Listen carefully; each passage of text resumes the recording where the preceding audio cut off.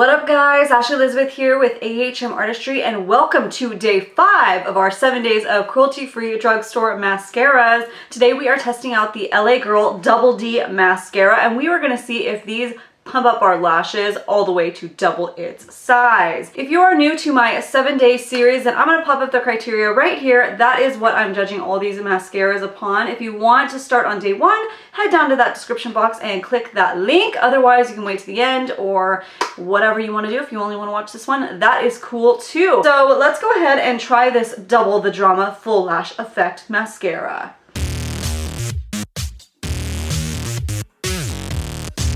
So LA Girl had lots of fun looking mascaras to choose from, all in these style boxes. The Double D was the one that made me laugh, so that's why I picked that one. Little mascara one looks super spiky and crazy, so let's see if it is. It says it's a buildable drama, separates and coats lashes, buildable lightweight formula. It's a silicone brush that coats individual lashes. So this little brush is supposed to grab each and every lash. Is there any more claims? Apply 1 to 2 coats as desired. 1 to 2 coats?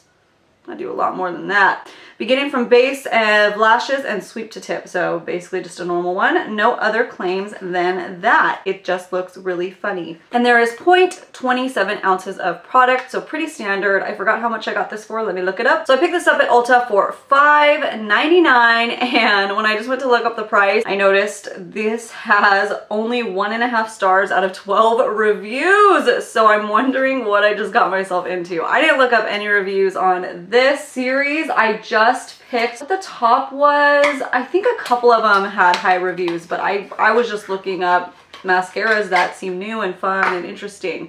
So let's look at this little wand here. Okay, so here is the wand. So black packaging with gold writing, pretty cute. Let's see the brush. Yeah, nice spiky brush. The bristles are a little bit longer than some of the others that we've tried, so I will have to be cautious, and different lengths. Zooming in and curl my lashes real quick. All right, let us begin.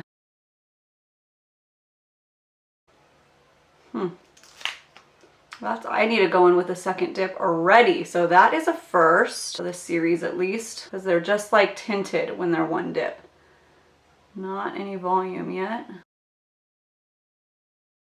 5 hours later. Okay, I am adding, and there is no volume or length gained. So far, it is just coating, you know, kind of like a tint for the lashes.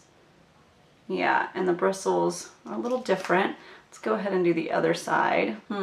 Yeah, it feels very weird going on, almost like a hair comb, because they're so spaced out. The little spikies are so spaced out that it feels very odd going on. And like there's no product on the wand. Let's try giving it a swirl. Okay, that's getting a little bit better.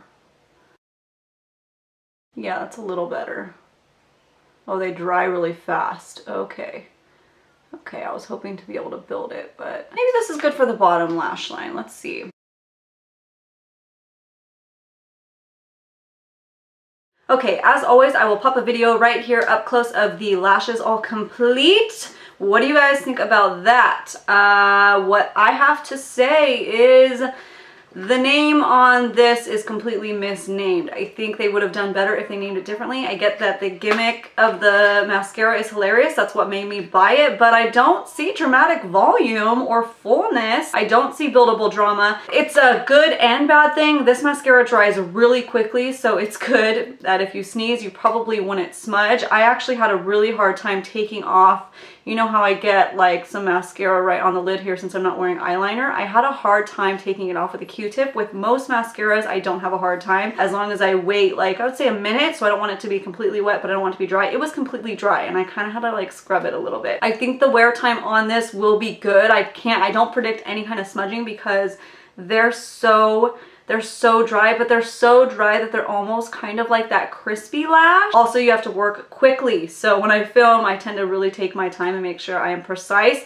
I need to work quicker than that with this and stay on one eye as I'm building up that volume. Usually I switch between both eyes, but with this one, I can't do it or else I start getting these weird pieces and then like kinks and weight, and that's just not good. So I think if you know how to work this mascara, you might like it. It's kind kind of more of a very slight lengthening and tinting mascara. So basically, I just don't really like that it is claiming all these things that it doesn't actually do. If it claimed what it does, then I think it would be much better. So if I put the claims aside, it is cool for a tinted, hopefully it will be transfer proof. Like, why don't they talk about that? Because I had a mascara a couple days ago that as soon as I did this, 8 hours later, it was still showing up on my fingers, and this I just put on and it's dry. It's freaking dry. So let's go ahead and see if this does last as long as I predict, and we can make our final judgments there. Okay, you guys, so it has actually been 10 hours. I know I went a little bit over, but I kind of wanted to see how far I can push the wear time on this, kind of trying to find some positives within the mascara. So when I checked in at 6 hours and at 8 hours, I still had no smudging at all. So I'll pop up a picture right here of what it looks like right now up close. At 10 hours, now I'm finally starting to see a little bit of smudging on my lower lash line, which, you know, I didn't put any other mascaras to the test of that long, so hard to judge it on that, but do know that 6 to 8 hour mark, it was totally fine. And they are so obviously still completely dry. All my same opinions are that were the same. It just doesn't really do what it claims as far as volume goes. This was actually the mascara that I was most excited about trying because of the total gimmicky name and wand, which, as we know, usually doesn't live up to the hype. But I did notice on the packaging, it does say separates and coats the lashes, and I will say it does that, and it kind of stops there. It definitely gives some separation. As you see, everything is still very fanned out and pretty, but it does say it's buildable, and it doesn't build. It is a lightweight formula, but it can get crispy on you, and it's really just about coating and tinting the lashes. Now, I kind of am curious about these reviews, so if you want to stay to the end, I will read off some of these reviews for you because those are sometimes funny to see. And you guys, yeah, so stay tuned. In about a minute or so, we will go over these reviews on Ulta's website. Okay, love bugs, thank you so much for watching today's video, which was day 5 of 7 days of cruelty-free drugstore mascaras.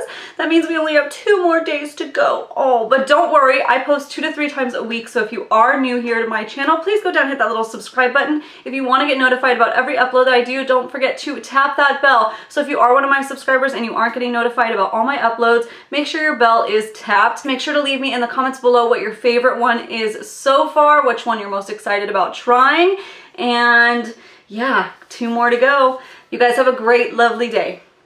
Okay, so like I said, when I went to pop up the price on Ulta's website and saw that this only had 1.5 stars, granted it's only out of 12 reviews. I think this is a pretty new mascara, but I mean, 12 people seemed pretty pissed about it enough to go and write a review. All right, so the first one says, not what I expected. I feel you, sister. This provided my lashes with a semi-lengthening coat of black, as basic as it gets with no real other benefits. Ugh.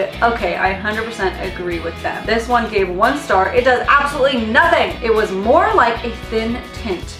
I completely agree. Would you look at that? It did nothing good for my lashes whatsoever. You couldn't even tell I was wearing any mascara. Well, okay, I can tell I'm wearing mascara, but I get where she's coming from. This person also gave 1 stars. Unimpressed. Doesn't really have much to offer. I was disappointed. Dude, yes, I'm feeling all these reviews. 2 stars, not good. Not too pleased. The brush was super spiky and it seemed there was no mascara on the brush. Did absolutely nothing for my lashes. So I'm seeing a reoccurring theme here, okay? This one, I love reviews like this. 1 star, and the subject is no. And the description says, hate it.